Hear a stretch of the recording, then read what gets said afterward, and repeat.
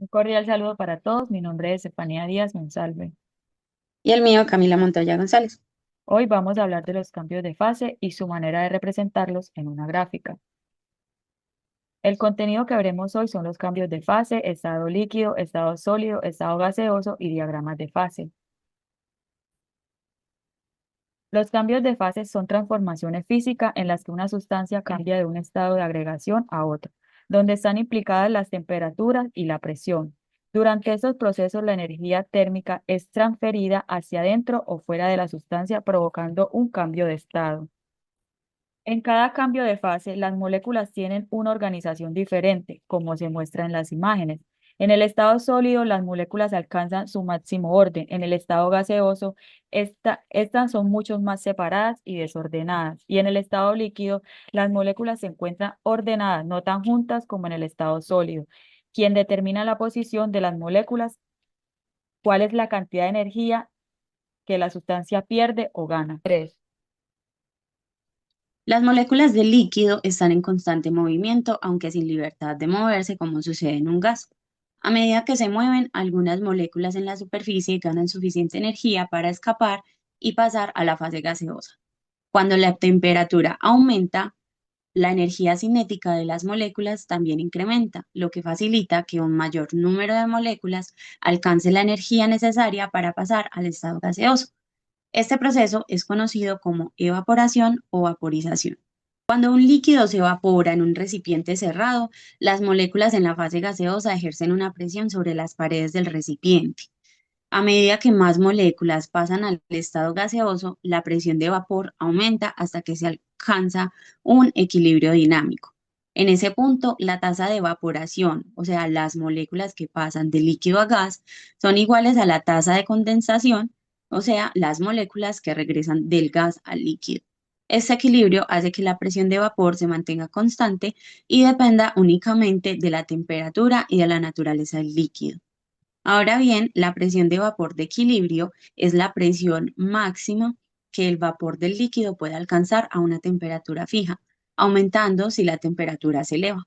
El principio de Le Chatelier dice que si el recipiente se deja expuesto al aire, el equilibrio no se va a alcanzar. Las moléculas se difunden al exterior y el aire puede retirar algunas moléculas gaseosas de la superficie del líquido. Calor molar de vaporización es la cantidad de energía necesaria para evaporar un mol de un líquido. Al aumentar la fuerza que mantienen unidas las moléculas del líquido, se requerirá de más energía para separarlas. Es decir, un líquido con atracciones intermoleculares fuertes tendrá un calor molar de vaporización alto y la presión de vapor baja, necesitando más energía para evaporarse y sin liberar muchas moléculas al vapor. ¿Cuál es la fórmula de esto? Se muestra en la diapositiva, tenemos acá la fórmula, donde esta parte es el calor de vaporización total, M la masa, y esta el calor latente de vaporización específico. Se puede expresar en joule sobre kilogramos o en joule sobre gramos. El calor latente de vaporización se determina mediante la tabla que aparece acá en la diapositiva y en este lado tenemos un ejercicio donde dice calcular la cantidad de calor necesaria para que 200 gramos de agua en estado líquido se convierta a vapor.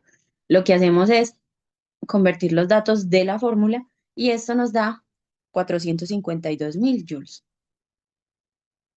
La ecuación de Clausius-Clapeyron describe la relación entre la presión de vapor de un líquido y su temperatura, siendo estos proporcionalmente directos. Entonces, en esta parte tenemos la fórmula donde el logaritmo de P es el logaritmo natural de la presión de vapor, S es el calor molar de vaporización, R es la constante de los gases, que es de 8,13314 joules sobre mol por Kelvin. Tenemos a T, que es la temperatura absoluta en Kelvin, y C, que es la constante. Todo esto se resume en una ecuación de la recta Y, que es igual a mx más b, donde Y es igual al logaritmo de P, M es igual a esta parte, X es igual a 1 sobre la temperatura y B es igual a la constante. Esta parte de acá, esto, es la pendiente de la recta, esto es una variable independiente, y esta parte de acá sería la intersección con el eje Y. Al cambiar la temperatura de un líquido de temperatura 1 a la temperatura 2, la presión de vapor del líquido también va a cambiar. Dichos cambios se relacionan con el calor molar de vaporización en la siguiente ecuación, que es esta de acá abajo. Entonces tenemos acá las presiones y tenemos acá las temperaturas. Ahora, un ejercicio. El punto de ebullición normal del etanol es de 78,3 grados centígrados. El calor molar de vaporización es de 39,3 kilojoules sobre mol. ¿Qué nos están pidiendo acá? La presión de vapor en torr del etanol a 50 grados centígrados. Entonces, lo que hacemos primero es cambiar todas las expresiones que están acá. Entonces, por ejemplo, acá vemos la presión 1, la presión 2 es la que no sabemos. Tenemos la temperatura 1, tenemos la temperatura 2. Acá se expresan en Kelvin, entonces los pasamos a Kelvin. ¿Qué es lo que hacemos ahora? Vamos a cambiar la fórmula y la fórmula que nos da el resultado es de -1,18. Entonces, ¿qué es lo que hacemos? Cogemos a presión 2 sobre 760 torr, que es igual a 0,307. Recuerden que esto es el logaritmo.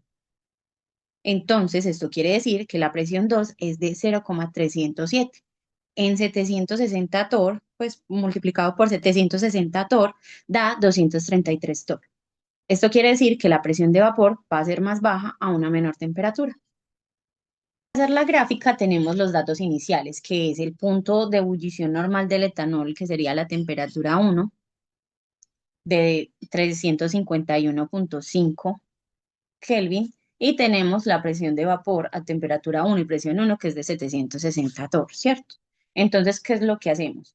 Vamos a calcular la presión, que sería en 323,2 Kelvin, que sería pues como la temperatura, el calor molar de vaporización, que es de 3,93 por 10 a la 4 joules por mol, y la constante de los gases ideales, que es de 8,314 joules sobre mol por Kelvin.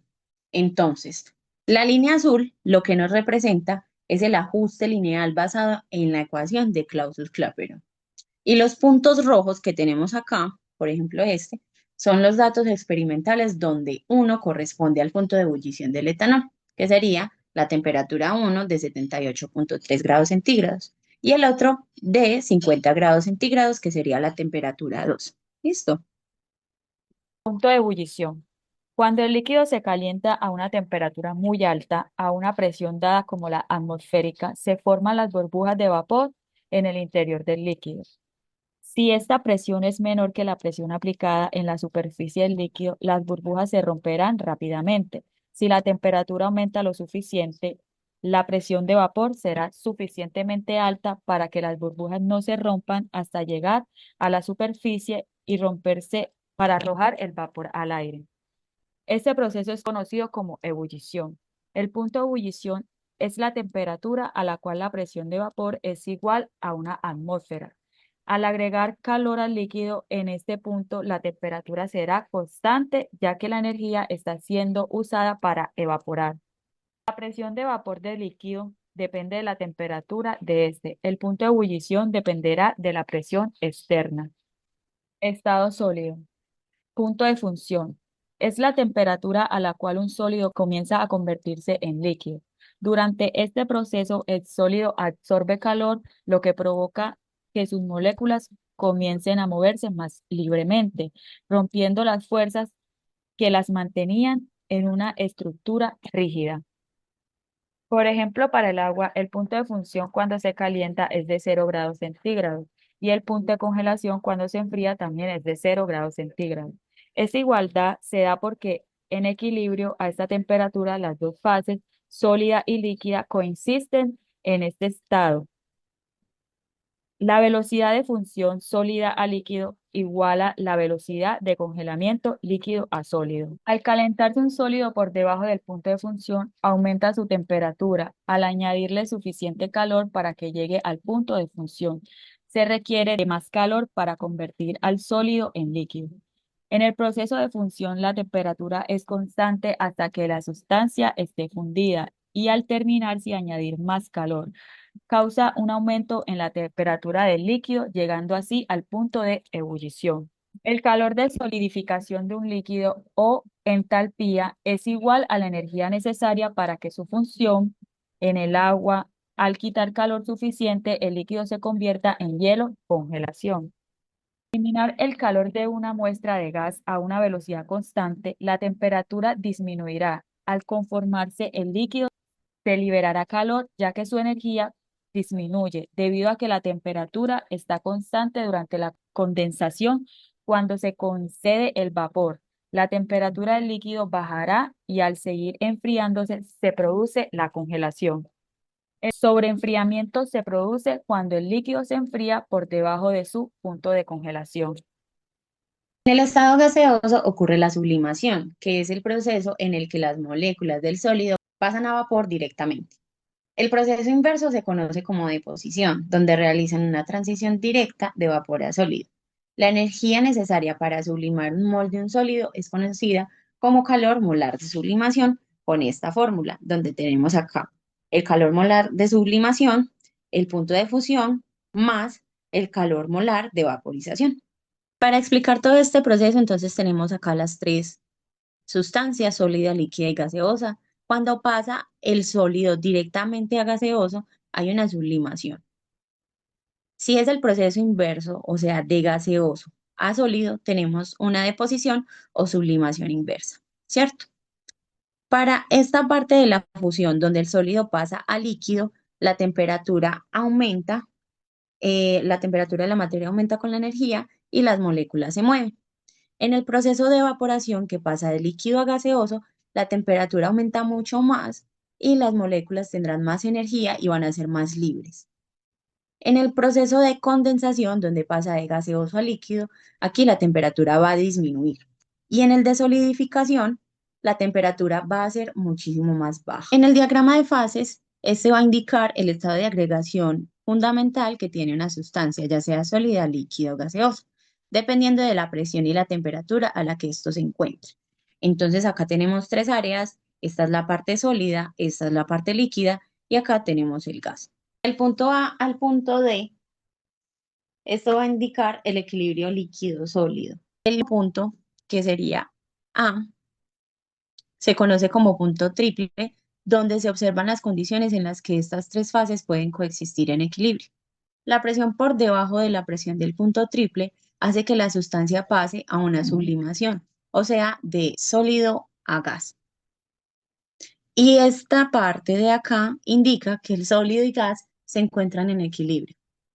La temperatura crítica indica la temperatura por encima de la que un gas no se convierte en líquido. El líquido y el gas se mezclan en una fase formando el fluido supercrítico. Y la presión crítica es aquella necesaria para, esta parte de acá, para licuar un gas en su temperatura crítica. La combinación de la temperatura y la presión crítica es conocida como punto crítico, que es el equilibrio de líquido y gas.